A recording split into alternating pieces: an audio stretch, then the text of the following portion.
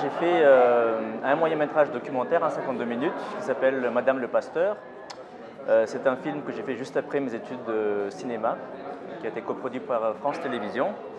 En 2012, j'ai fait un long-métrage qui s'appelle Madagasmakan, connu aussi sous le nom de Legends of Madagascar.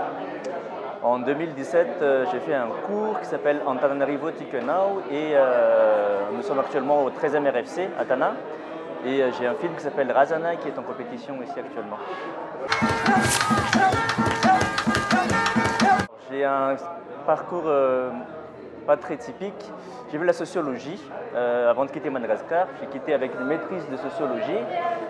Ensuite, comme il n'y avait pas d'école de cinéma à Tananarive ni à Madagascar, j'ai dû quitter pour y faire mes études. Donc j'ai étudié du cinéma à Strasbourg en fait. J'ai fait un DUCAV en cinéma et un DESS. On appelait ça un DESS dans le temps, maintenant c'est un master je crois.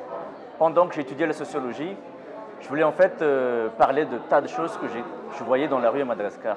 On étudie la sociologie à la fac, entre la théorie et la pratique que tu vois dans la rue.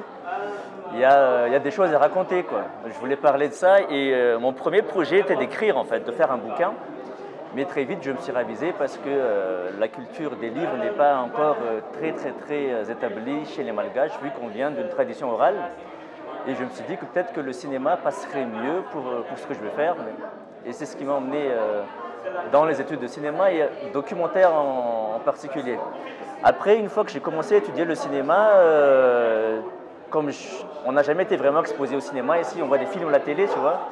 Mais une fois que tu as fait des études, tu comprends que le cinéma, c'est autre chose que ce que tu te représentais dans ta tête. C'est plus vaste, il y a l'art, Puis je suis tombé amoureux du médium et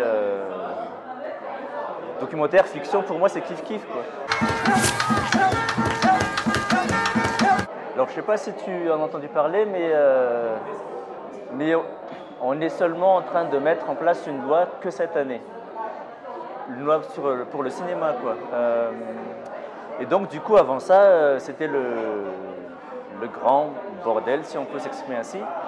Malheureusement, la loi qu'ils sont en train de voter n'est pas forcément une loi qui va permettre vraiment le développement d'une industrie ni de l'art, quoi, parce qu'il y a une chose qui m'a vraiment choqué dedans, c'est une toute petite phrase qui se trouve en début de loi qui dit les films produits à Madagascar doivent être en conformité avec les mœurs malgaches. Mais qu'est-ce que les mœurs malgaches?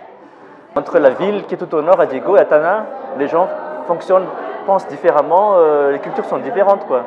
Ce qui fait que cette petite phrase pourrait permettre, c'est une porte ouverte à la censure, quoi. Là, il y a les RFC par exemple, ça nous permet de nous voir comme ça, parce qu'il y a une excuse pour nous rapprocher. Je pense qu'avec cette loi qui est en train de se faire, il pourra y avoir des coopérations beaucoup plus solides qui pourront se faire entre les îles voisines, si ceux qui sont responsables de ces institutions-là veulent bien faire comment dirais-je, cette démarche, tu vois, parce que c'est pas encore donné.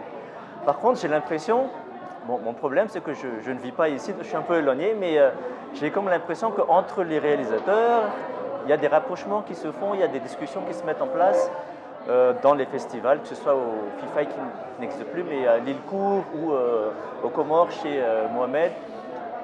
Les réalisateurs et les producteurs entre eux échangent des choses. Il y a des choses qui se font, mais ce serait bien que les grandes institutions essaient de mettre des coopérations en termes d'industrie, en termes de fonds et en termes de ce genre de choses-là. Moi, je pense que oui. Alors, je vais mettre l'étranger en deux catégories. Il y a la diaspora de l'océan Indien qui forcément, je pense, est tout le temps intéressé par ce qui vient de l'océan Indien.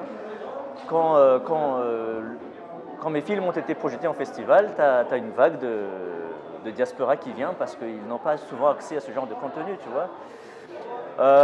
Quand je vis aux États-Unis, il y a la barrière de la langue parce que comme on parle souvent en français là où nous venons, que ce soit à Madagascar, à l'île Maurice, excuse-moi, à La Réunion, à l'île Maurice un peu d'anglais je pense, mais c'est encore mitigé.